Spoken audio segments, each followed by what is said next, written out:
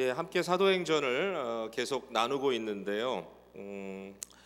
월요일만 되면 이번 주일에는 무슨 말씀을 나눌까, 그 한 주에 해당되는 내용들을 다 이렇게 살펴보면서 가장 지금 필요한 말씀이 뭘까 고민을 합니다.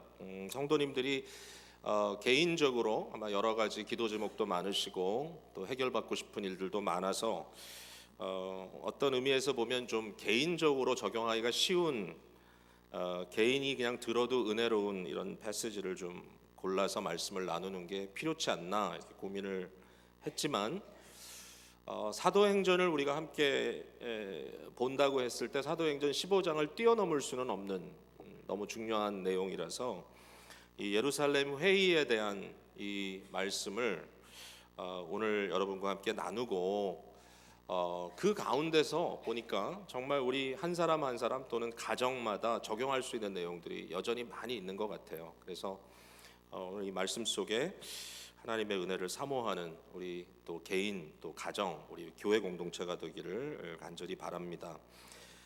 기독교 역사 지난 2000여 년을 보면요, 중요한 이 공의회가 많이 모였습니다. 회의입니다. 회의. 교회가 굉장히 중요한 어떤 이슈에 봉착했을 때 그 이슈를 해결하기 위해서 여러 유력한 사람들이 함께 모여 문제를 해결하려고 하는 그러한 것을 이제 공적인 회의, 공의회라고 말할 수 있겠죠. 특별히 그 기독교의 초기 역사에, 그러니까 기독교 초기, 그러니까 주후 500년이 되기 이전의 역사 속에 아주 핵심적인 그러한 이 교리를 이렇게 세우는 역할을 위해서 공회들이 모였던 것을 저희들이 기억을 하는데요.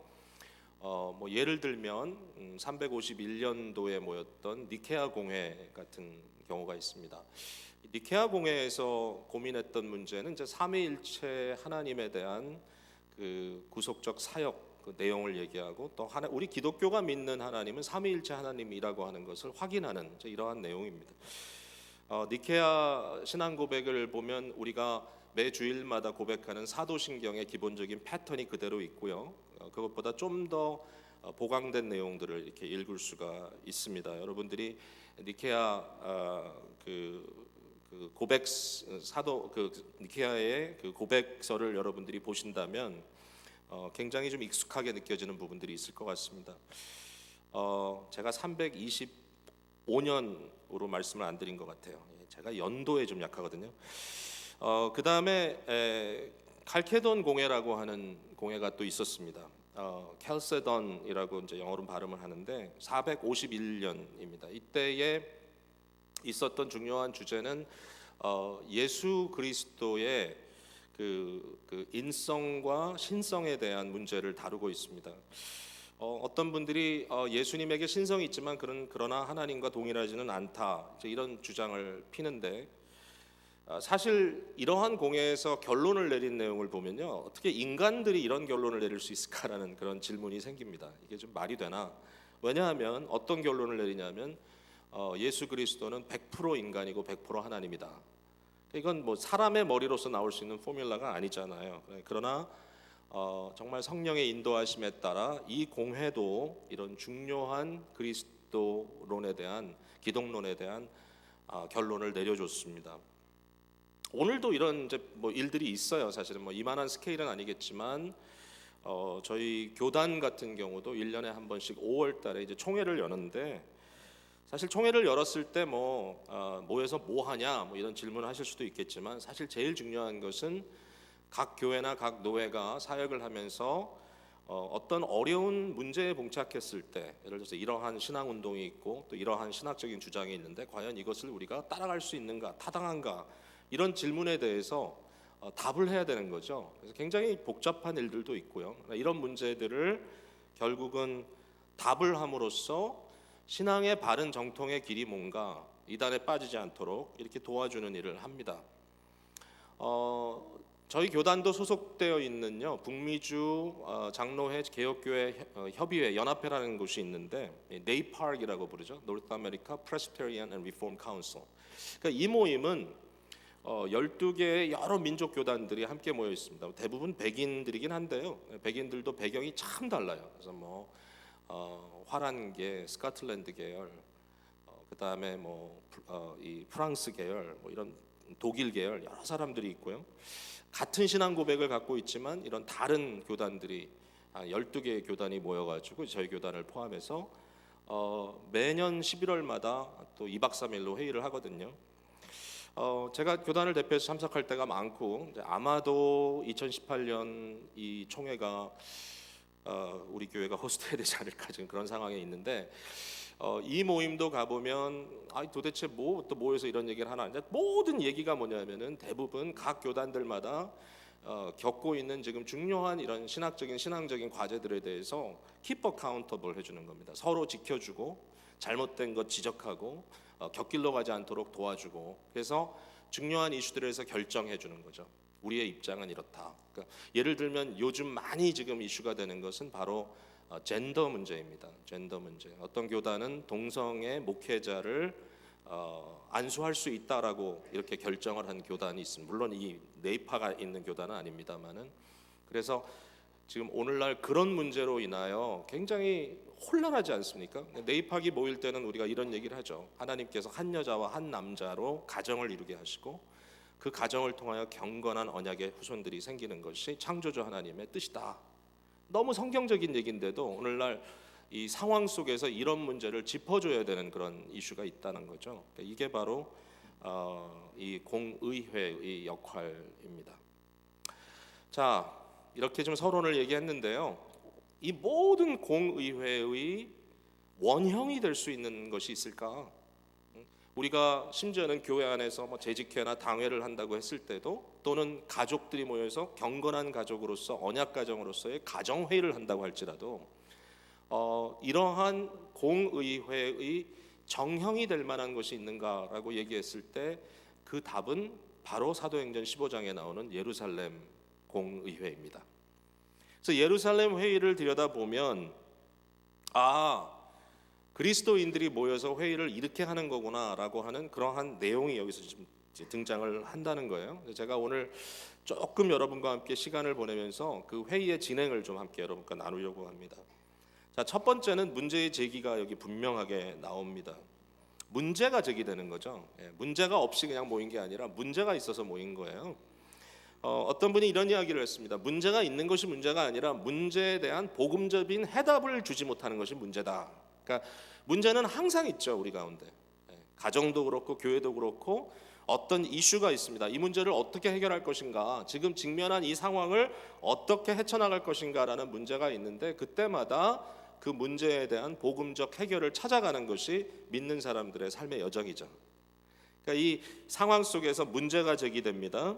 자, 이 상황을 좀만 설명드릴게요. 아마도 안디옥 교회인데, 이 안디옥 교회는 바울과 바나바가 사역하던 교회고 두 사람을 선교사로 보냈던 교회 아닙니까? 근데 그 교회에 예루살렘이나 또는 그 주위에 있는 곳에서부터 왔다라고 주장하는 어떤 교사들이 도착을 한 거예요. 그리고 그들이 하는 말이 뭐냐면, 모세의 율법대로 할례를 받지 아니하면 너희가 구원을 받지 못한다라는 주장이에요.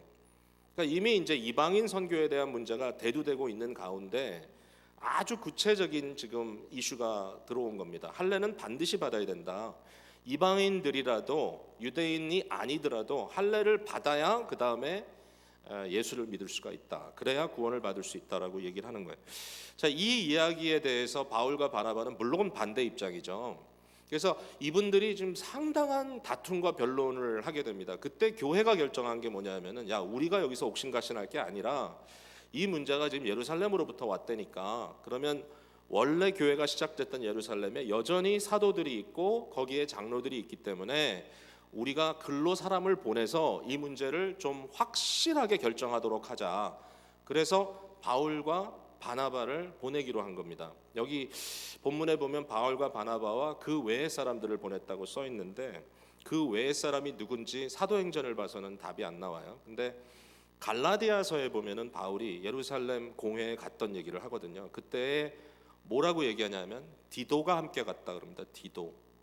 그러니까 디도를 보낸 게 상당히 중요합니다. 이 안디옥 교회에서. 왜냐하면 디도라고 하는 사람은 사역자 중에 하나거든요. 나중에 보면 목회자가 되는 사람이에요. 근데 디도는 유대인이 아니에요. 그는 헬라인이요 이방인입니다. 근데 디도의 내용을 보면 그는 할례를 받지 않았어요. 아예.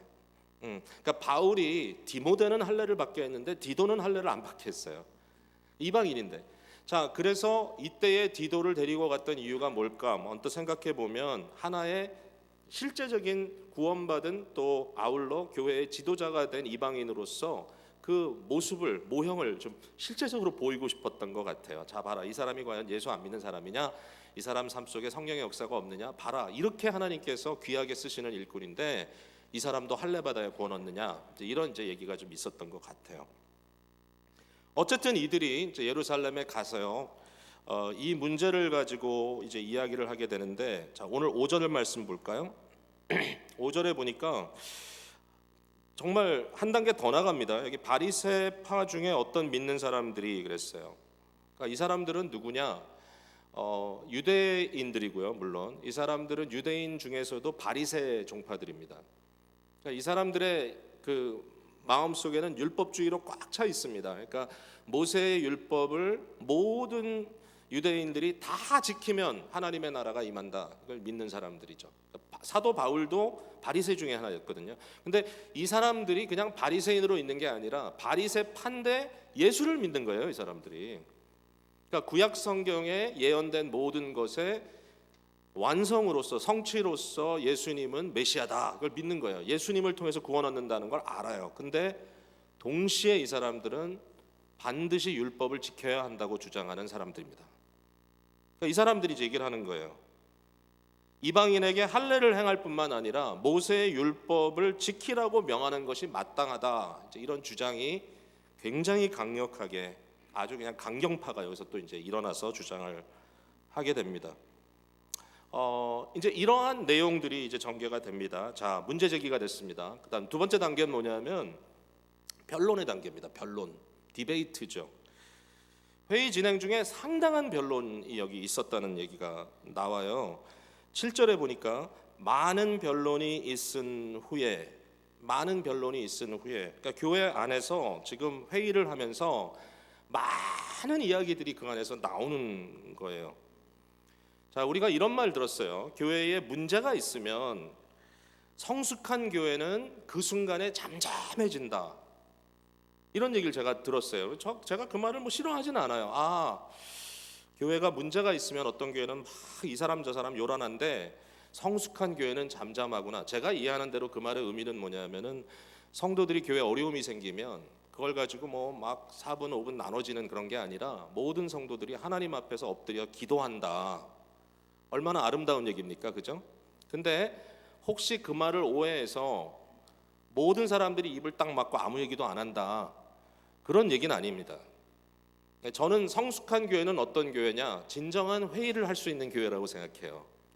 그러니까 진정한 디베이트가 이루어지는데 그 디베이트의 모습을 보니까 어떤 모습인가 하면은 이 디베이트는 그냥 자기가 자기의 생각을 주장하려고 하는 디베이트가 아니라 내 생각이 증명되는 것이 회의가 아니라 하나님의 뜻이 드러나는 것이 회의 아닙니까, 여러분? 자, 다시 얘기합니다. 내 생각이 증명되는 것이 회의가 아니라 하나님의 뜻이 드러나는 것이 회의잖아요. 그러면 모든 사람들이 이것이 심지어는 가정 안에서 부부가 대화를 나누더라도 해야 될 건 뭐냐면은 내 뜻대로 하자가 아니라 하나님의 뜻이 무엇인지를 서로 배워나가겠다라는 생각인 거예요. 그래서 우리가 장로교의 그 교회를 이끌어가는 하나의 그 정치 체제를 얘기할 때 제가 이런 얘기를 하지 않습니까? 장로교의 원래 스피릿은 우리가 배움 공동체가 되는 것이다. Learning community. 그러니까 모두가 함께 하나님의 뜻을 찾아가는 그러한 과정으로서의 충분한 배움의 변론이 필요하다는 것이죠. 자기가 왜 이렇게 생각하는지, 이것에 대한 기준이 무엇인지 이런 이야기를 할 수 있어야지 그냥 감정부터 앞세우고 그냥 화부터 내면서 이거 안 하면 난 아니야 이런 식으로 얘기를 해버리면 그건 배움 공동체가 될 수가 없죠. 그때부터는 그냥 극단적인 분열의 길로 가는 겁니다. 예, 이 극화, 양극화, 뭐 양극도 될 수 있고 뭐 세 가지로 막 극단주의로 될 수도 있고 될 수 있잖아요. 근데 이런 오늘날 시대적인 스피릿이죠. 이 양극화되는 것이, 이것이 어떨 때는 교회 안에서도 그냥 사람들이 자기 주장만 가지고 이야기하기 때문에 결국 방법이 없어요. 갈라지는 방법밖에. 그냥 갈라진 다음에는 뭐 하죠?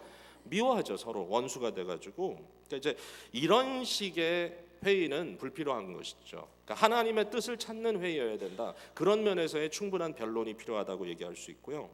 자, 그 다음에 세 번째 단계를 보니까 이 굉장히 중요합니다. 변론이 되는데 그 안에 어떤 결과가 나타나냐면 복음적 설득이 되기 시작합니다. 그러니까 복음적 진리가 persuade 된다, 설득된다. 이 process of persuasion이라고 얘기할 수 있겠죠. 정말 그게 보여요. 그러니까 회의를 하는데 그 과정에서 목소리 큰 사람이 이긴 게 아니에요. 저도 목소리가 꽤 크거든요.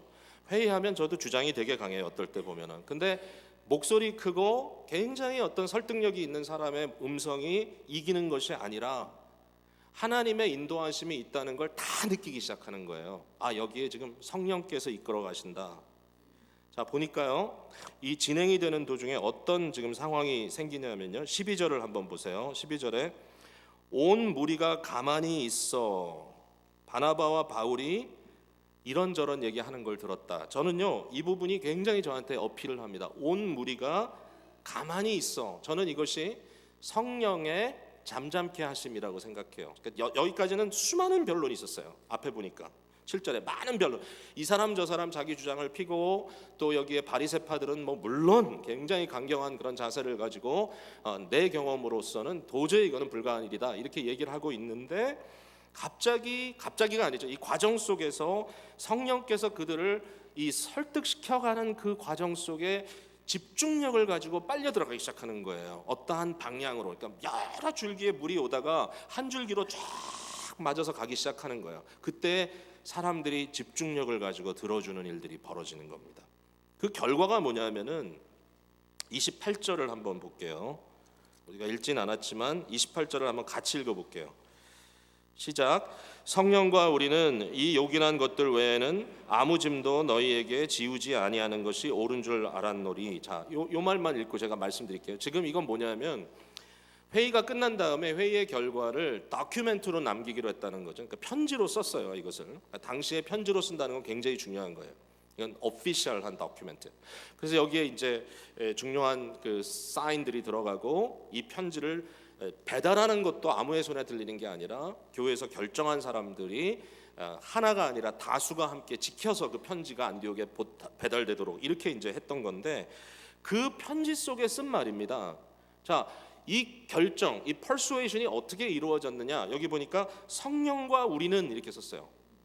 누가 결정했어요? 사람들이 결정했어요. 누가 거기 있었어요? 사도들과 장로들과 뭐 바나바와 바울 같은 사람들과 그 외에 여러 사람들이 있었어요. 근데 그 모든 과정의 결론에 와서 하는 말이 성령과 우리는, 성령께서 결정하셨다는 거죠. 너무 대단하지 않아요, 이거? 자, 오늘도 이제 재직회가 있습니다. 우리 교회 재직회 시간에 당회 보고가 있습니다. 당회 서기가 나오셔서 지난번 당회, 지난 주일날 있었던 당회의 내용 중에 지금 이 보고할 내용들이 있거든요. 그래서 그 내용을 보고를 합니다. 근데 만약에 당회 서기가 앞에 나오셔서 성령과 우리는 결정하기 이렇게 하면은 다른 분들이 마음이 어떻겠어요? 뭐 너무 이렇게 거창하게 한다. 근데 물론 우리가 그렇게 안 하지만, 그러나 이것은 우리에게 굉장히 중요한 교훈을 준다는 거예요.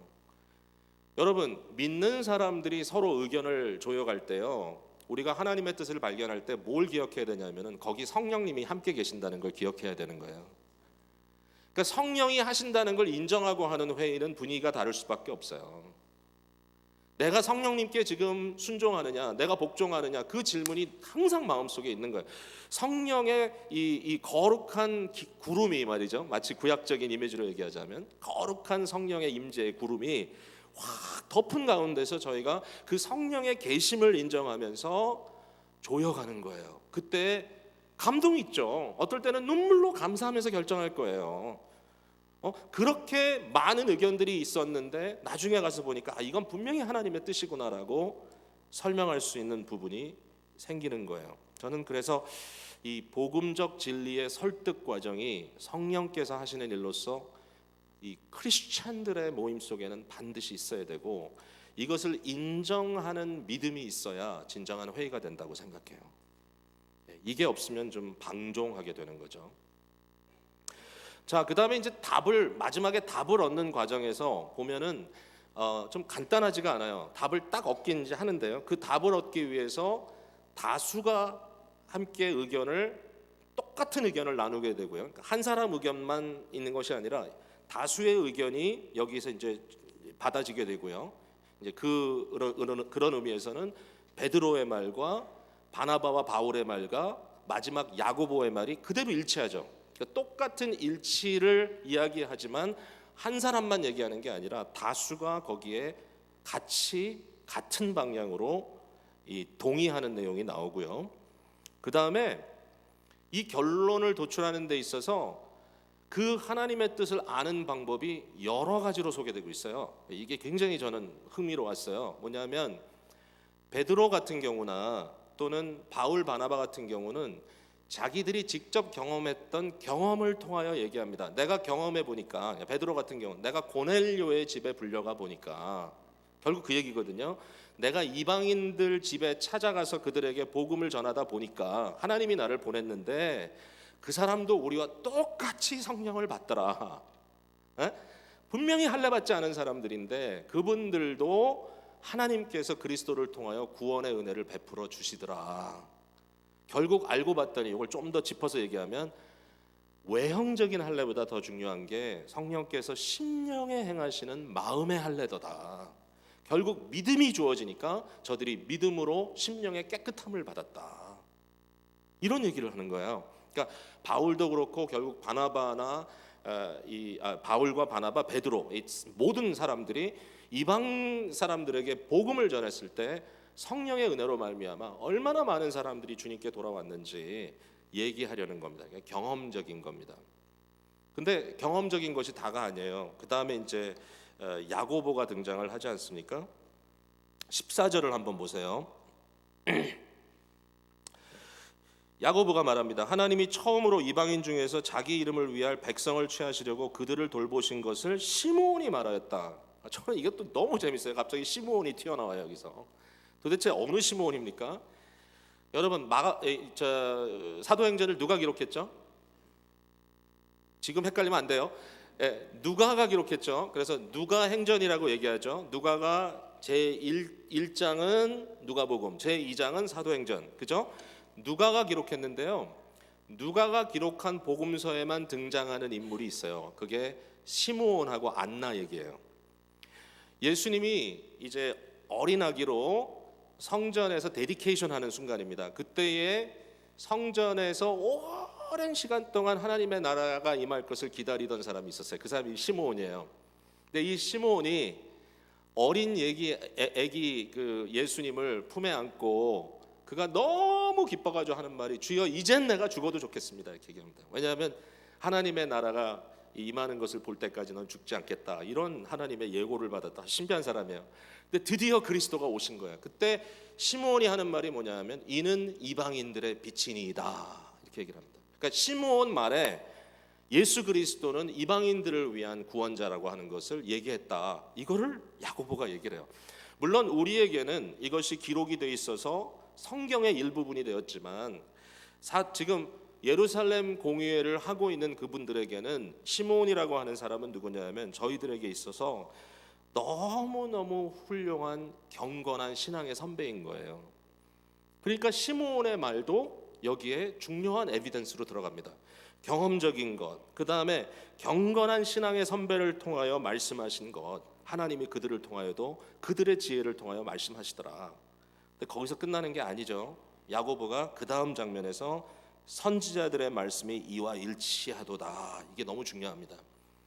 너희들의 경험, 또 내가 기억하는 대로 시므온의 그 말씀, 이 모든 것들이 보니까 하나님의 말씀 성경과 in accord, 일치되더라. 그러면서 그가 아모스 선지자의 말을 꺼냅니다. 여기서 그러면서 결국 이방인들로 주를 찾게 함이라고 하는 그 말씀이 이 모든 것과 일치된다는 거죠. 그러니까 하나님의 뜻을 알기 위해서 우리가 고민할 때가 많잖아요. 자, 내가 과연 이 순간에 어떻게 해야 되는가? 내 자녀를 어떻게 키워야 되는가? 이 상황에서 이 아이를 과연 이 주일도 예배도 못 오는 상황에 이 아이를 여기 보내야 되는가? 뭐 이런 질문일 수도 있고요.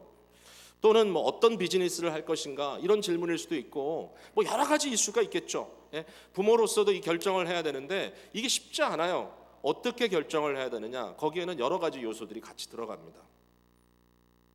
뭐 예를 들면 규범적인 문제에 있어서는 우리가 흔들리지 말아야 됩니다. 성경이 말하는 원리, 무엇이 가장 중요한가, 무엇이 가장 이 타협할 수 없는 그러한 하나님께서 분명하게 우리에게 보여주신 계시의 말씀인가. 그러니까 이 규범적인 내용이 있고요. 자, 그 다음에는 상황적인 이슈도 있어요. 왜냐하면은 하나님께서 우리의 상황도 주관해 가시기 때문에 어떨 때는 어떤 분들은 막 복선을 깔아놓고 어떻게 될까 지켜보면서 그 결과를 보고 하나씩 더듬어가는 분들도 있어요. 그게 다야서는 안 되겠지만 그러나 어떨 때는 그러한 나름대로의 지혜와 고민도 필요해요. 중요한 건 하나님의 뜻을 찾는 거예요. 또 우리의 내면적인 확신으로 역사하실 때가 있어요. 기도합니다. 주님, 내게 평안 주시고 내 마음에 확신 주시고 이것이 옳은 것을 주님께서 저에게 증명해 주십시오. 내적 확신. 이런 경건한 신앙의 어르신들의 증거, 그들의 지혜, 그들의 경험, 그리고 하나님의 말씀, 이런 것들이 복합적으로 어떤 결론에 도달하도록 이끌어주는 역할을 했다라는 거예요. 예루살렘 회의에서. 굉장히 합리적이죠. 이게 그냥 누구 고집 피우는 게 아니에요. 여기에 굉장히 중요한 원리가 들어가 있어요. 그러니까 우리가 참 이건 자세의 문제인 것 같아요. 우리의 자세가 어떨 때는 그냥 나를 증명하려고 참 애쓰다 보니까 고집도 쓰게 되고 화도 부리게 되고 막 기분도 상하고.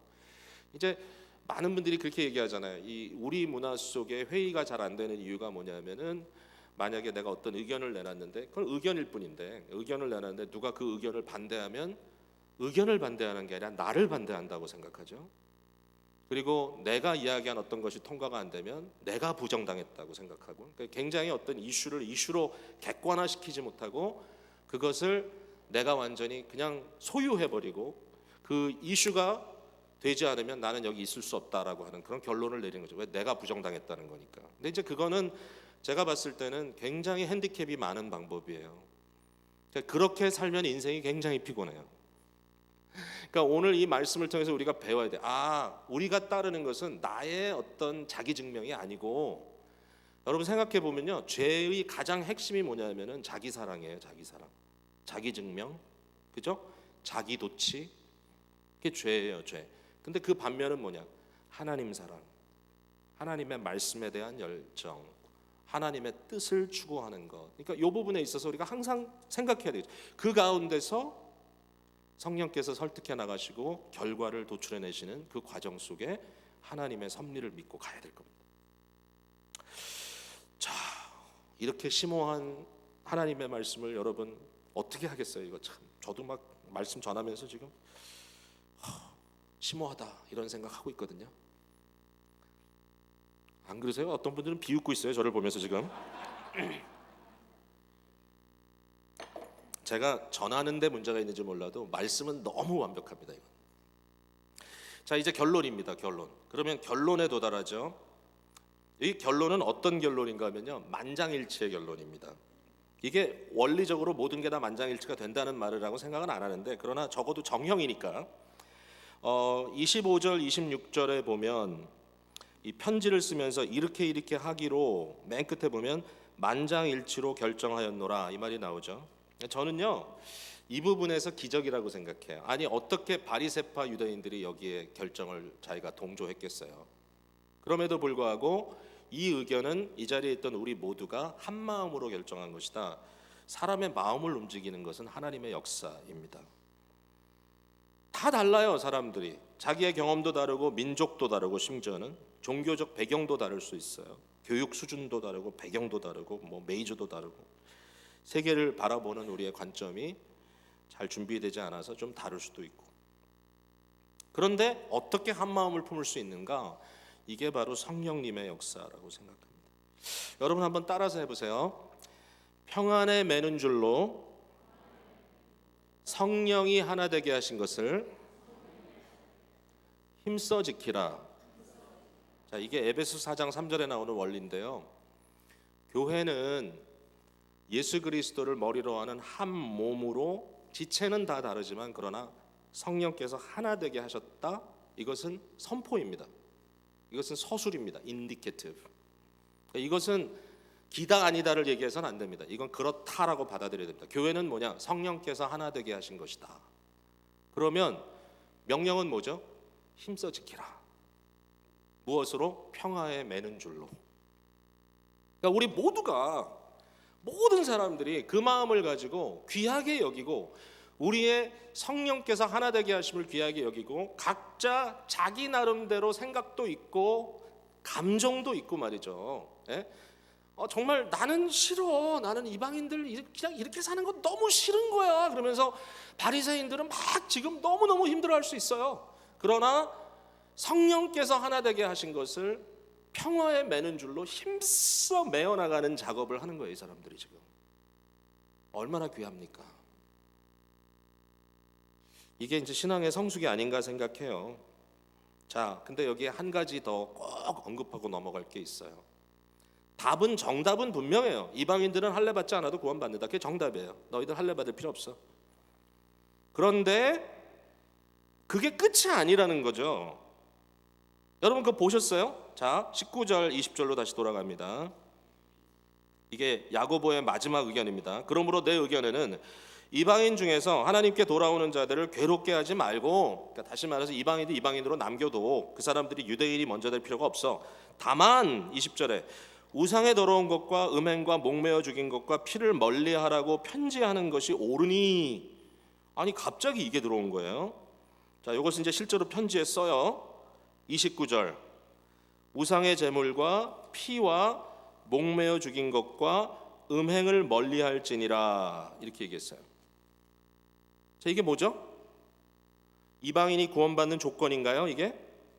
자, 이방인들이 구원받는 조건, 예수를 믿을 것, 그 다음에 우상에게 바쳤던 제물을 먹지 말 것, 음행을 피할 것, 목매어 죽인 짐승을 잡아먹지 먹지 말 것, 피를 피채로 먹지 말 것. 이건가요? 구원의 조건? 자, 여기서 이제 우리가 조금 고민해야 됩니다. 이게 말씀 묵상이 필요한 거예요. 이게 무슨 뜻일까? 이게 비밀이에요. 이게 사실은. 왜냐하면 이게 구원의 조건을 의미하는 게 아니에요. 절대로. 그리고 크리스찬의 윤리를 다 복합적으로 얘기하는 것도 아니에요. 여기 봐요. 도덕질하지 말라는 왜 빠졌어요? 살인하지 말라는 왜 빠졌어요? 빠졌잖아요.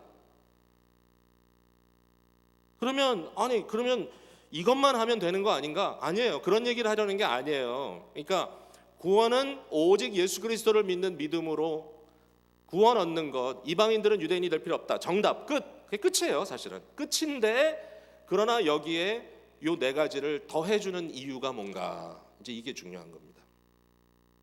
자, 잘 들어보세요. 이제 저는 이렇게 생각해요. 여기에 첫 번째는 우상 숭배의 문제입니다. 그러니까 유대인들에게 있어서 제일 이방인들과 함께 살면서 힘든 게 뭐냐면은 항상 우상과 연결되어 있습니다. 이방의 문화가. 그래서 특별히 이방 신상에게 바쳤던 음식을 꺼리낌 없이 먹는 겁니다. 지금 이방인들이. 시장에 가도요. 보니까 일단 재단에 드렸다가 다시 그것을 가져다가 이제 파는 겁니다. 그러니까 음식 문제가 사실 심각해요. 여기에. 그러니까 유대인들의 입장에서 봤을 때는 이 이방인들이 우상하게 드렸던 음식을 그냥 먹는 것이 너무 힘들어요. 같이 먹을 수가 없어요. 그것 때문에 마음이 이게 불편하기 때문에. 그 다음에 여기 음행이라는 것이요. 그러니까 일반적인 음행을 얘기한다기보다는 저는 이 부분도 종교적인 의미라고 생각합니다. 그러니까 당시에 이방 신을 섬기는 현장에 가면 이렇게 제단에 이 짐승을 잡는 것도 있지만 꼭 거기 뭐가 있냐면요. 종교적 사제로서의 여성들이 있어요. 남성들도 있었을지 몰라요. 근데 이게 워낙 음란하게 섬기는 종교다 보니까 거기에 어떤 종교라고 하는 이름으로 성적인 타락이 거기 들어가 있단 말이에요. 그게 기본이에요. 기본. 이방 신을 섬기는 게. 그러니까 그러한 문제가 유대인들의 입장에 봤을 때는 이방인들과 섞기가 너무 어려운 문화적인 또는 종교적인 큰 이 어려움이라는 거죠. 큰 베리어예요. 그 다음에 또 뭐가 있냐면은 모세의 율법을 들여다보면 유대인들에게는, 이스라엘 사람들에게는 짐승, 이 고기를 먹는 것을 금하지 않았어요. 그러니까 뭐 유대인들이 베지테리언이 될 필요는 없어요. 짐승을 먹을 수가 있는데 반드시 이렇게 얘기합니다. 짐승을 잡을 때는 칼을 가지고요, 먼저 그 생명을 취하고, 막 어렵게 죽이는 게 아니라 그냥 빨리 죽여야죠, 그죠? 그리고 그 짐승으로부터 모든 피를 drain out 합니다. 몸에서부터 피를 빼는 작업을 먼저 하고요. 그리고 나서 피를 제거한 후에, 피의 역할은 이제 완전히 다른 거예요. 왜냐하면 거기에는 어떤 포뮬러가 있냐면 피는 곧 생명입니다. 그래서 피를 제거한 후에 고기는 피채 먹지 않고 익혀서 먹는 겁니다. 그런데 알고 봤더니 당시에 이방인들은 어떻게 먹었냐면은 짐승을 잡을 때 목을 메어서 잡는 거예요. 목을 메어가지고 막 바둥바둥거리는 게 짐승 잡는 거예요. 이게 아무리 생각해도 우리 한국 사람들이 보신탕 만들 때 항상 비슷해요. 아주 내용이.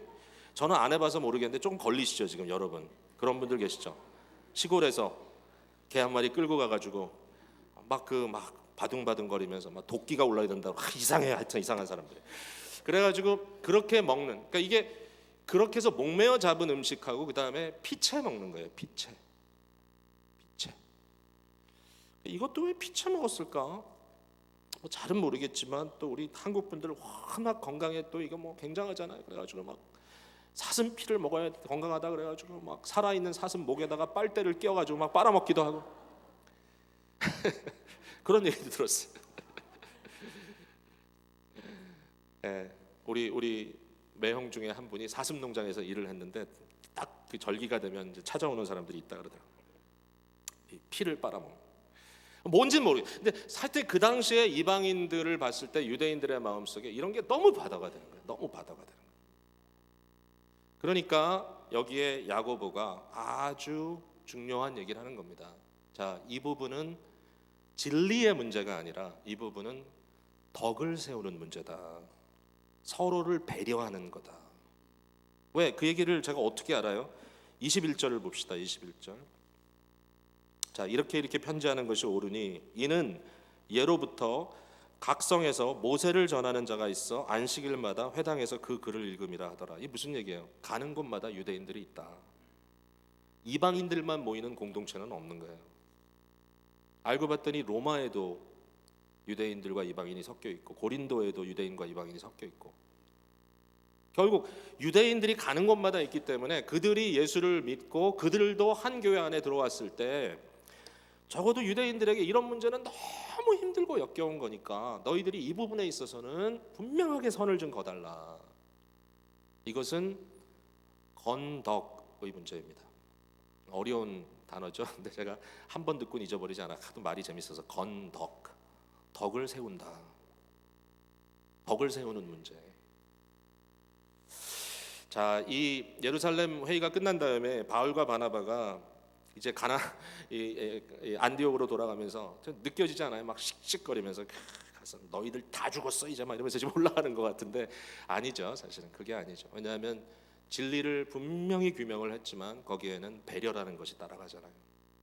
이방인들에게 그런 말씀을 해야만 하는 겁니다. 자, 여기에 해석상 굉장히 어려운 부분 하나를 여러분과 함께 나눌게요. 갈라디아서에 보면 바울 사도가 갈라디아 교회 편지를 쓰면서 예루살렘에 가서 회의했던 이 내용을 거기 담거든요. 거기에 디도 얘기도 나오는 거예요. 근데 그 끝에 뭐라고 나오냐면 할례 받을 필요 없다. 그렇게 정했다. 분명히 그렇게 결정이 됐고 뿐만 아니라 오직 너희들에게 부탁한 것은 거기 이렇게 써 있어요. 오직 가난한 자들을 기억해 달라. 그 부탁만 받았다. 많은 분들이 이 부분에 대해서 해석적인 어려움이 있다고 생각합니다. 왜냐하면 분명히 우리 사도행전 봤잖아요. 가난한 자를 부탁하라는 얘기는 나오지도 않고 여기에 우상에 드렸던 제물, 그다음에 이 이방 신상을 섬기는 음행, 그리고 목매어 죽인 거, 피를 멀리한 이 내용이 들어가 있잖아. 바울은 이 얘기 전혀 안 써요. 전혀 안 써. 가난한 자들을 기억하라는 것뿐이었다. 근데 제가 그 고민이 있었어요. 이게 해석이 참 어렵다. 그럼 바울이 일부러 갈라디아서의 스피릿 때문에 거기는 정말 어느 무엇도 거기 들어가면 안 되기 때문에 오직 믿음으로 의롭다 칭함받는 그것만 들어가야 되기 때문에 뺀 거냐, 그걸 뺀 거냐. 근데 제가 조금 더 그냥 이건 좀 포괄적으로 고민을 해봤어요. 바울의 스피릿이 뭐냐, 바울의 생각이 뭐냐. 거기에 가난한 자들을 기억하라는 말 속에 가난이라는 의미가 뭘까. 저는 그 가난이란 말과 바울이 고린도전서와 로마서에서 말하고 있는 약함이라는 것과 맥이 통한다고 생각해요. 똑같은 스피릿을 전하는 거예요. 즉 다시 말해서 너희 회중 중에 강자는 약자를 배려해라. 그 얘기가 고린도전서에 나오잖아요. 우상에게 드렸던 예물, 먹는 문제, 행음하는 문제, 이런 걸 지적하면서 바울이 뭐라 그러죠? 만약에 내가 먹는 음식으로 나의 형제가 넘어진다면 나는 평생 동안 고기를 먹지 않겠다. 고기 안 먹어야 구원 없는 겁니까? 아니죠. 왜 안 먹습니까? 지식은 부풀리게 하나, 사랑은 어떻게 한다고요? build up, 세운다 서로.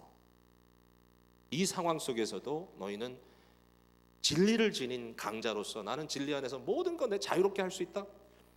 진리는 진리이지만 그러나 그 진리를 사용하는 데 있어서 크리스천의 자유가 방종함이 되지 않도록 오직 사랑으로 약한 자를 배려해 주는 것까지 예루살렘 공의회의 결정입니다.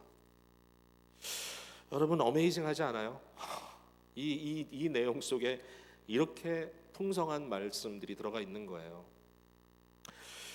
오늘 이 말씀을 정리하면서 제가 아마 이런 표현을 쓰는 것이 좋다고 생각해요. 이 예루살렘 회의는요, 뭐와 같은가 하면은 어머니가 아기를 낳는데 그 아기가 태어났을 때 이제 어머니와 연결되어 있는 마지막 고리인 탯줄을 끊는 것과 같다는 생각이 들어요.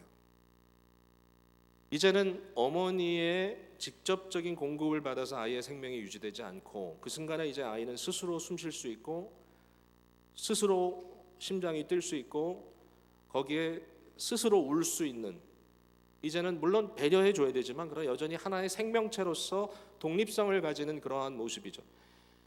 유대의 크리스찬들이 유대인 기독교로서 이제 이 예루살렘 회의를 통하여 이방인 교회를 giving birth, 이것을 완전히 태어나게 할 뿐만 아니라 연결되어 있던 이 탯줄을 잘라버리는 이 힘겨운 작업을 이분들이 하는 거예요. 그 순간에. 그러면서 그러나 너희 부모를 잊지 말아라, 내주는 거예요. 자, 이러한 과정을 우리가 보면서 얼마나 감사한지 몰라요. 진리는 진리예요. 진리를 타협할 수는 없어요. 아무리 마음에 안 들어도 복음은 순수하게 지켜야 돼요. 그래서 한국 교회 안에서도 혹시라도 우리의 복음이 문화적인 옷을 너무 타이트하게 입음으로 말미암아 어떤 유교적인 배경에서 오는 문화나 여러 가지 문화들로 인하여 기독교가 순수이지 않은 부분이 있으면 규명하고 그것은 개혁해야 돼요.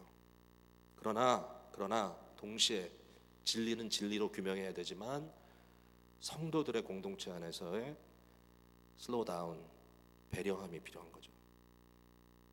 교회 일도 그래요. 우리가 하다 보면 서로 마음에 안 드는 거 있어요. 제가 그런 일들이 있어요. 솔직히 저도 뭐 전화도 가끔 받고요. 그러니까 어떤 분들은 뭐 참다 못해서 전화했다는 얘기를 많이 하세요. 저는 항상 마지막 전화를 받아요. 참다 못해서 지금 도저히 이젠 더 이상 참을 수 없어 전화했다는 분들이 계신데 제가 좀 섬찟해요. 그러니까 저한테 연락 올 때 좀 버릇을 바꾸세요. 마지막에 가서 참다 전화하지 마시고요. 처음에 이렇게 연락하시면 제가 상의할 수 있잖아요. 감정이 격화되기 전에 참다 못해서 내가 지금 이거 얘기했다. 근데 얘기를 들어보면 딴 거 하나도 아니에요. 제 머릿속에 이제 딱 봤을 때 그 문제의 답은 그렇게 어렵지 않아요. yes, no 답할 수 있어요. 근데 문제는 뭐냐면 너무 극단적으로 얘기하는 거예요. 이러니까 뭐 다 망했고 뭐 저 사람은 이래서 안 되고 뭐 이런 식으로 막 지금 그래가지고 뭐 뭐든지 저렇게 해 이러면서 막 화내고 막 이러니까 나중에 뭐죠? 이 교회는 그냥 다 이래 이렇게 되는 거야. 저는 억울해. 저는 굉장히 억울해. 안 그런 부분도 많은데요. 그래서 문제에 대한 접근에 있어서 옳고 그른 것을 판단하는 것도 사실은 이게 지혜로워야죠. 과연 이게 정말 진리의 문제인가 아니면 그냥 서로의 어떤 preference, 나한테 좋은 편의의 문제인가. 근데 진리는 진리의 문제로 규명한 다음에 그럼에도 불구하고 내가 옳지만 내가 맞았던 게 증명됐지만 그때 딱 고개 세우고 봤지 이러지 말고 상대가 정말 힘들어하는 부분에 대해서 품어주는 것이 크리스찬의 모습이었다. 이게 오늘도 우리의 개인, 가정, 모든 관계 속에 교회 안에 이루어지는 거예요. 여러분 오늘도 교회가 싸워요. 싸우고 또 깨져요. 깨지고 또 그래요. 하나님께 영광 돌려요. 각자 흩어져가지고. 왜? 새로운 교회가 생겼으니까 하나님 나라가 확장됐다고? 뭐 그럴 수도 있죠. 하나님은 또 인간의 죄를 통해서도 그거를 그냥 마치 유도해서 상대의 힘을 통해서 뒤집어 엎기를 하듯이 하나님도 이렇게 하실 때가 있으니까. 그러나 우리가 너무 스스로에게 솔직하지 않은 자세는 너무 안 좋은 것 같아요. 문제는 우리에게 있어요. 그래서 각자 주님 앞에 더욱더 간절히 나아가는 저와 여러분 되길 바랍니다. 기도하겠습니다.